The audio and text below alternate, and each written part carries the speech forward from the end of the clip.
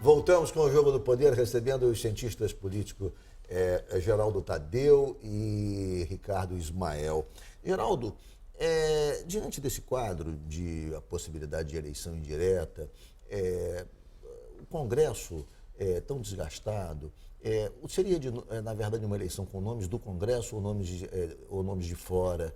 Quer dizer, na verdade, não tem uma regra definida, não tem uma definição se poderiam acolher nomes em geral, não só apenas de congressistas. E há uma outra tese que eu queria ver com vocês, o que você acha, que está muito falado em Brasília, de que esse nome que disputaria, ou digamos, de consenso, de entendimento, a eleição indireta, não poderia ser do PT, não poderia ser do PSDB, nem do PMDB. Teria que ser um nome distante dessa polaridade que marcou a política brasileira nos últimos anos. O que você acha de tudo isso? Olha, eu acho que é uma eleição extremamente incerta. Se nós caminharmos efetivamente para a eleição indireta, ela é extremamente incerta. Nós não sabemos se vai ter campanha eleitoral, se vai ter horário eleitoral, se os partidos vão fazer convenções partidárias para escolher seus candidatos, de onde virá esse nome, que tipo de consenso será esse, como será... O Supremo tem que regulamentar, né? O Supremo certamente vai ter que regulamentar, porque nós não temos a menor ideia de como fazer em 30 dias uma eleição para presidente da República. A gente vai comandar um orçamento de quase 3 trilhões de reais, que vai nomear 20 mil cargos no país inteiro. E, como você disse, tinha que ser um nome equidistante, que não seja nem do PSDB, nem do PT, nem do PMDB, nem de partido nenhum, ou seja, uma pessoa... Ou de algum partido, mas não fosse dos partidos que polarizam a política do Brasil. Mas a política brasileira está polarizada há pelo menos 4 anos, direto, ou mais. Se a gente puser desde o mensalão, quando acabou Lulinha, Paz e Amor, né, o país está há 10 anos polarizado. Então, nós podemos chegar a um nome que seja tão apartidário que não tenha força nenhuma no Congresso. Os políticos já dizem, tem nomes importantes, como Nelson Jobim, ou Henrique Meirelles, ou quem seja, mas que não tem apoio. O lembrado com o nome que junta FHC e Lula, né? Sim, mas um nome que tem diálogo nas duas pontas. Os próprios políticos dizem, mas eles não têm voto no Congresso. E quem vai eleger é o Congresso. Né? E o Congresso está numa situação hoje, segundo o Datafolha, o pior desempenho de toda a sua história. Ele tem menos aprovação que o Temer. O Temer tem 9%, o Congresso tem 7% de aprovação.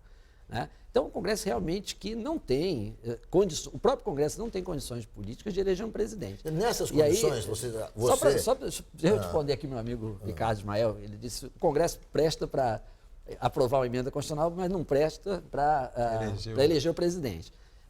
O fato é que, ao aprovar uma emenda constitucional, ele devolve o poder ao povo. Então, isso é um ato benéfico, ele tira poder de si próprio. Mas, para ele eleger um presidente, nós vamos chegar na condição de ter um presidente da República eleito com 298 votos, menos que muito vereador no interior. Qual é a legitimidade desse presidente? Mas a Constituição não diz isso? Não, quer dizer, óbvio que nesse momento é bem-vinda a eleição direta. É óbvio que nesse momento, do ponto de vista político, talvez a eleição direta fosse a melhor solução para o Brasil. Mas então, como se contrariar, mas como se contrariar a Constituição com essa tranquilidade assim? Não, existem várias maneiras. Existe uma interpretação jurídica que permite isso, porque o voto direto é a regra no nosso sistema jurídico. O voto indireto é uma exceção absoluta. O voto direto é cláusula pétrea da Constituição. Então, é possível a interpretação. Existe uma ação de inconstitucionalidade, impetrada, se não me engano, pela OAB, que está no Supremo, que pugna nesse sentido, né, de fazer uma interpretação permite. Outra maneira. Não seria mais interessante aprovar a emenda de Teixeira, que estabelece a eleição direta? Não seria uma coisa mais transparente e clara para todos? E seria um ato de desapego do Congresso. Posso falar um pouquinho? Veja, vamos lá. Eu acho que a gente está certamente vivendo um período na história política brasileira de muita instabilidade, muita incerteza. Isso tem somente um ponto que ancora, vamos dizer assim, um pouco, que essa instabilidade não se transforme numa coisa fora do controle. É a Constituição de 88, que foi escrita, portanto, há 27 anos atrás, não foi escrita agora.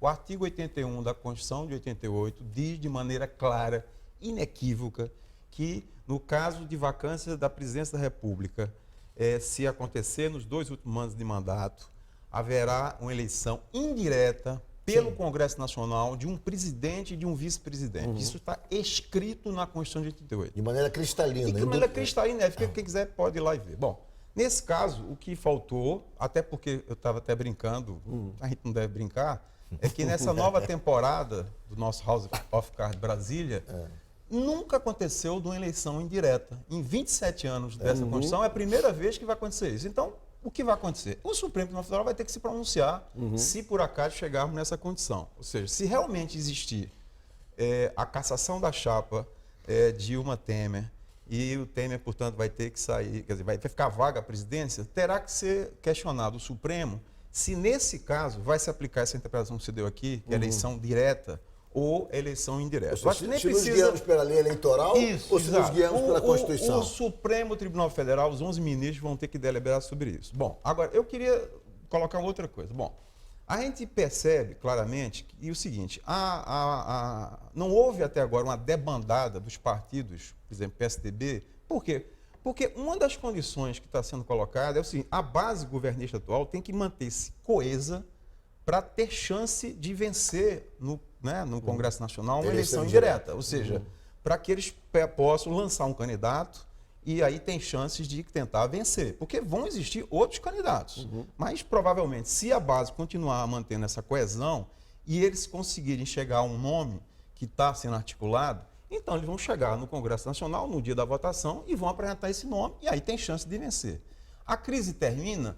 Vai depender. Eu acho que depende de duas coisas. Do nome e da agenda que esse nome vai... O nome externo ou o nome interno no Congresso? Pois é, mas eu acho que isso também vai ter que ser regulamentado pelo Supremo Tribunal Federal. Ou seja, o Supremo não apenas vai deliberar se vai ser eleição direta ou indireta no caso da cassação da chapa, porque se houvesse renúncia, me parece que aí já tem uma certa jurisprudência que se eleição indireta. Mas no caso de cassação da chapa, como se refere ao processo eleitoral, existe aí uma controvérsia que o Supremo tem que deliberar. Bom, mas o Supremo, se deliberar pela eleição indireta, vai dizer quem pode ser candidato. Aí vai ter que responder ao que você colocou.